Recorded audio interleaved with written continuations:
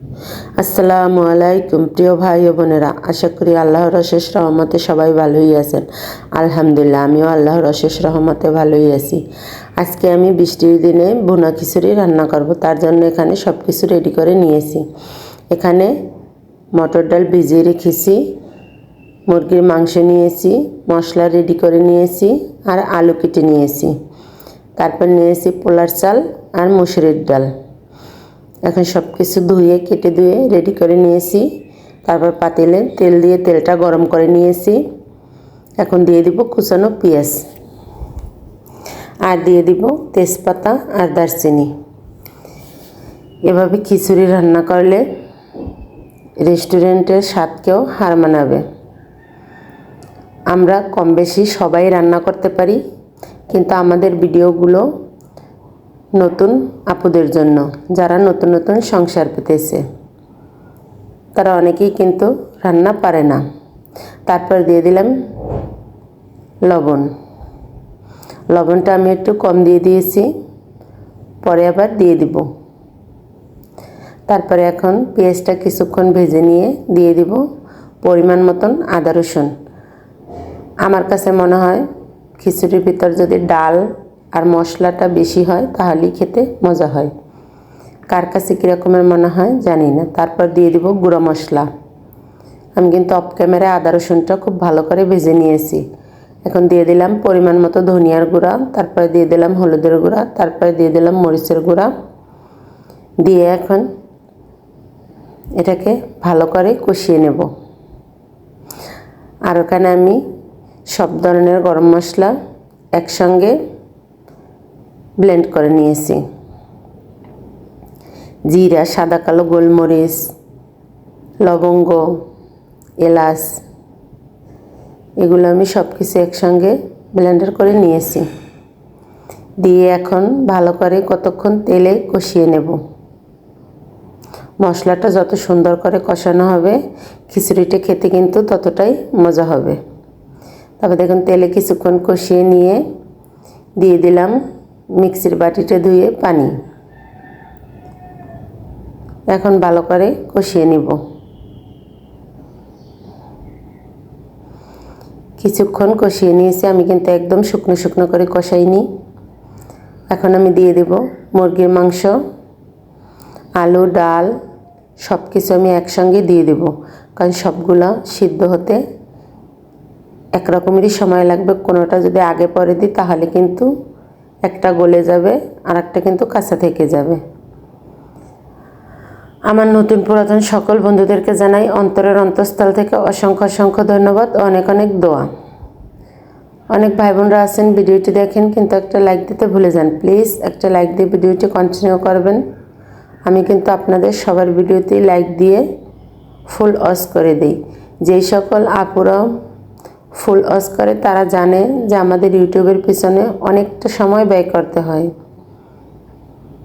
এতগুলো ভিডিও, সবার video full time watch করতে কিন্তু অনেক সময় লাগে।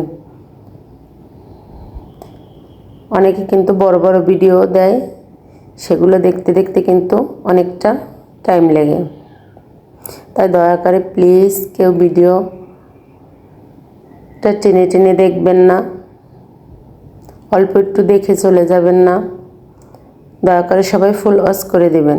কালকে আমি অনেকগুলো ভিডিও দেখে নিয়েছি, তার কারণে কিন্তু হয়তো কমেন্ট একটু বেশি পড়েছে। তার জন্য আমার কিন্তু কালকে রাত্রের দিকে বিকেল থেকে রাত্র পর্যন্ত কমেন্ট শো হয়নি। সকালতে আবার দেখা যাচ্ছে যে ছোট কমেন্ট করলে দেখা যায়। আমি কিন্তু সবার ভিডিও দেখেছি, যারা আমার ভিডিও দেখেছেন আমি প্রত্যেকের ভিডিও লাইক দিয়ে ফুল ওয়াচ করে দিয়েছি, কিন্তু প্রত্যেকের রিপ্লাইও করেছি যে আমি আপনাদের ভিডিও দেখেছি। জানি না কে কে দেখতে পেয়েছেন। তারপর দেখুন আমি কিন্তু খুব ভালো করে এটা কষিয়ে নেব।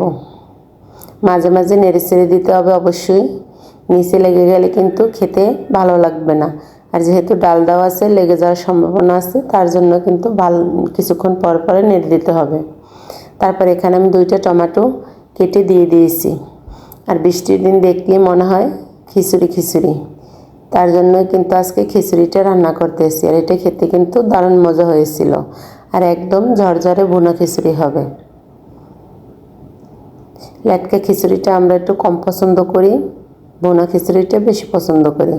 তারপরে দেখুন মাংসটা, আলু, ডাল যখন সিদ্ধ হয়ে এসেছে প্রায়, তখন কিন্তু আমি চালটা দিয়ে দিয়েছি। চাল আর ডাল দিয়ে এখন এগুলোর সঙ্গে ভালো করে মিক্স করে ভেজে নিব কিছুক্ষণ।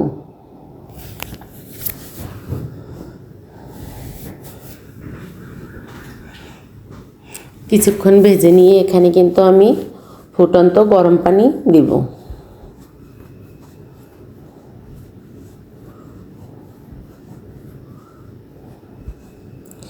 আমরা একে অপরের পাশে থেকে যদি সামনের দিকে এগিয়ে যেতে সাহায্য না করি, একা একা কখনো এই পথ চলা যাবে না। তাই দয়া করে সবাই সবার পাশে থেকে সাপোর্ট করব, ফুল সাপোর্ট। তারপর দেখুন আমি কিন্তু পানিটা দিয়ে দিয়েছি, তারপরে একটু লবণ লাগবে, লবণটাও দিয়ে দিয়েছি। এখন এখানে আমি কয়েকটা কাঁচামরিচ দিয়ে দিব।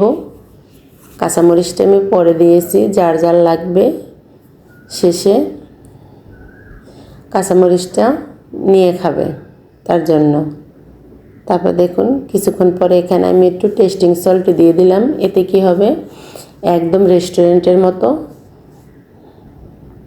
স্বাদ আসবে। আর আমি খিচুড়ি আর বিরিয়ানির ভিতরে টেস্টিং সল্টটা ব্যবহার করি, আপনারা চাইলে স্কিপ করতে পারেন। এখন কিন্তু আমি আঁচটা কমিয়ে দিয়ে রান্না করে নেব। দেখুন আমার কিন্তু এটি সিদ্ধ হয়নি, নেড়ে চেড়ে কিন্তু আমি এখন চাপা দিয়ে দিব। তারপরে কিন্তু একদম পারফেক্ট সিদ্ধ হয়ে যাবে। খিচুড়িটা আমরা একটু নরমের ভিতরেই ঝরঝরা খাই। আর দেখুন মাশাআল্লাহ কতটা ঝরঝরা হয়েছে। আবার দেখা হবে নতুন আর একটা ভিডিও নিয়ে। ততক্ষণ সবাই সুস্থ থাকুন। আল্লাহ হাফেজ।